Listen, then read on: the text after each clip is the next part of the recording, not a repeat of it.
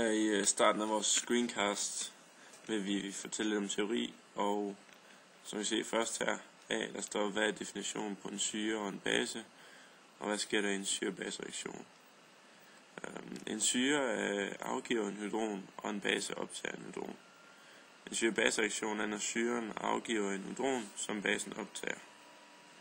Derefter skulle vi opskrive en syre-base-reaktion mellem eddikesyre og hydroxid. I forsøget titreres eddikesyren med natriumhydroxid, og hvilken ion er tilskuerionen. Så er det CH3, COOH, AQ plus OH minus AQ, som bliver til CH3, COO minus AQ plus vand. Og Na er tilskuerionen. Hvad er korresponderende syre-base-par? Hvilke to korresponderende syre-base-par indgår i reaktionsskemaet for spørgsmålet? En syre er en base, der er ligesom parret CH3COOH og CH3OO har kun én hydroxidion til forskel. Det kaldes et korresponderende syre-base-par. Og så er det CH, For eksempel CH3 COOH plus, og så CH3 CO, det er også et syrebasepar, korresponderende syrebasepar, og så H2O og OH, det er også et korresponderende syrebasepar, fordi de kun har én hydron til forskel. Yes, så bliver vi spurgt om, hvad er forskellen på et stærk og svag syre, og hvad er styrken af de syre og baser, der indgår i reaktionsskemaet fra spørgsmål B. Er de stærke eller svage eller svage? En syre, som er god til at afgive hydroner til vand, er en stærk syre. En syre, som er mindre god til at afgive hydroner til vand, er en svag syre. For eksempel eddikesyre. Og vi har så fundet frem til, at eddikesyre det er en svag syre, OH minus det er en stærk base, og O2 er yderst svag syre. Yes. Så skulle vi finde ud af, hvad er pH-værdien af opløsning i den koniske kolbe ved vores forsøgsstart, om det er over eller under 7. Ved starten af forsøget er pH-værdien under 7 på grund af eddikesyren. Hvad er pH-værdien af opløsning i den koniske kolbe?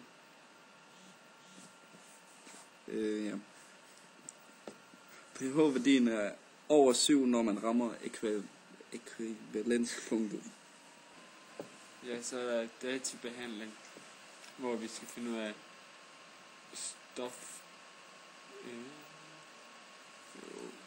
masseprocenten af CH3COOH. Det gør vi ved at først finde ud af noget om stoffet NaOH, hvor vi kender allerede. Når man skal lave forsøg med ætsende stoffer, er det meget vigtigt med sikkerhed, så derfor har vi alle sammen kitler på, så vores tøj ikke tager skade, og vores hud. Og vi har gummihandsker på, så vi ikke får udcision på hænderne. Og så har vi så sikkerhedsbriller for øjnenes skyld. Og nu vil jeg fortælle lidt om alle de materialer, vi bruger til forsøget. Yes. Vi har et stativ her, hvor vi har en burette, som vi har fyldt demoraliserende vand i for 2 gange for at rengøre. Og derefter har vi brugt eddike, hvor vi har puttet eddike ned i en konisk kolbe, hvor vi har haft en magnet, som vi puttede ned i, hvor vi brugte en magnetomrør til at køre rundt. Ja. En fejlkilde kunne være, hvis magnetomrøren den kører hurtigt rundt, og der vil gå noget til spil ved at det rammer den koniske kolbe. Ja. Her har vi et måleglas, som vi har fyldt noget af det eddike op i. Og så har vi et lille bærglas, hvor vi har det resterende eddike. Og natriumhydroxid. Ja. Og så har vi demoraliserende vand. Ja, det er demoraliserende vand. Super. Yep.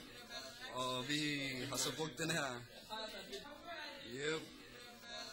Og vi har så brugt den her til at fylde små dråber i hver af de forskellige glas. Så Mikkel han fortæller om formålet. Formålet med øvelsen, det er at bestemme masseprocenten i eddikesyre i en almindelig eddike, hvor vi så sammenligner det med, hvad der står på i etiketten af, hvor meget syre der er i sådan en.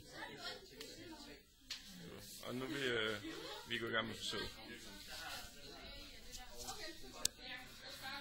Og Mikkel, du kan forklare, hvad du gør, mens du gør det. Jeg starter med at tænde for omrøren.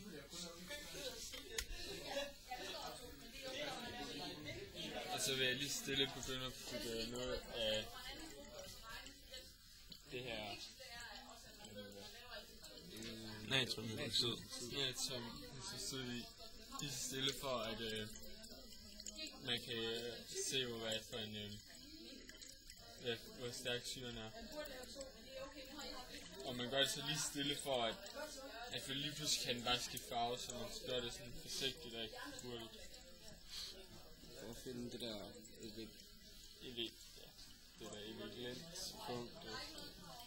præcis.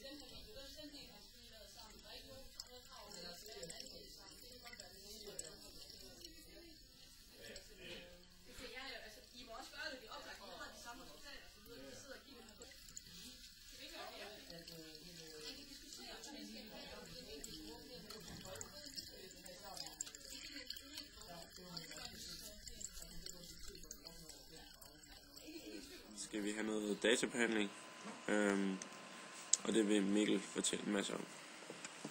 Vi vil finde ud af, finde masseprocenten af eddikesyre i en eddike. Og vi vil starte med at finde ud af noget om NaOH, hvor vi starter med at finde ud af stofmængdekoncentrationen. Det ved vi allerede fra starten af. Det er 0,101 mol per liter. Og så kender vi også allerede volumen. Det er 33 ml, og det laver vi sammen til liter, så det bliver 0,033. Og så finder vi så ud af stofmængden ved at sige C gange med stofmængdekoncentration gange med volumen, så det så kommer til at give 0,0033 mol. Så skal vi så se om de så har samme stofmængde beholdning, altså så de er ens, og det er de så. Så man skal ikke gange eller dividere noget, når man rykker det over på det andet. Så skal vi finde molarmassen af CH3COOH, og det gør vi via det periodiske system, hvor man så går ind og finder de forskellige atomer, og så hvis for eksempel med H'et, der skal man så gange med 3, fordi der er 3 af de H'er i. Faktisk kan man gange. Ja, og så plus det sidste H også, fordi der er 4 H'er i faktisk. Så har du så, hvad det bliver i gram per mol, og det bliver til 44,052. Og så skal man, så til sidst kan man finder vi massen. Det gør vi ved at sige stofmængden gange molarmassen, og vores stofmængde det var 0,00333 mol gange med de 44,052 vi fik ovenfra. Det bliver så til 499 gram. Ja. Det er der så i det CH3COH. Og så for at få det i masseprocenten, så tager vi så dividerer det stof vi gerne vil finde ud af med hvad der var i alt, og så ganger vi som 100, så det bliver så 3,76.